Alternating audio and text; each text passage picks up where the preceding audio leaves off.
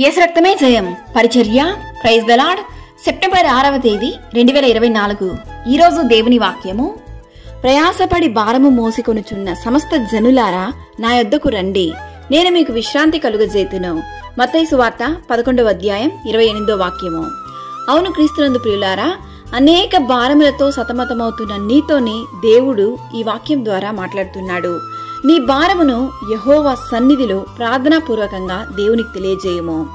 నేను సాత్వికుడను దీన మనసు గలవాడను కనుక మీ మీద నా కాడి ఎత్తుకుని నా యొద్ద నేర్చుకొనుడి, అప్పుడు మీ ప్రాణములకు విశ్రాంతి దొరుకును అని దేవుని వాక్యం సెలవిస్తుంది. ఎలయనగా నా కాడి సులువుగాను నా భారము తేలికగాను ఉన్నవి. దావీదు కీర్తనకారుడు ఈ విధంగా సెలవిస్తున్నాడు, నీ భారము యెహోవా మీద మోపుము, ఆయనే నిన్ను ఆదుకొనును, నీతిమంతులను ఆయన ఎన్నడూనూ కదలనీయడు అని.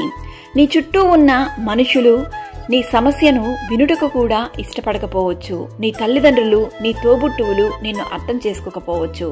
కానీ నిన్ను ఏ స్థితిలో ఉన్నా ఆయన నిన్ను అర్థం చేసుకొని మీకు సమాధానమును, విడుదలను, మనశ్శాంతిని దయచేయును. మనుషులకు అసాధ్యమైన కార్యము దేవునికి మాత్రమే సాధ్యము.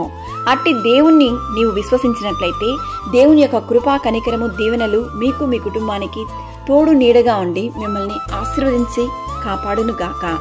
సకల ఘనత, మహిమ, ప్రభావములు యేసయ్యకు మాత్రమే కలుగునుగాక. ఆమేన్. God bless you.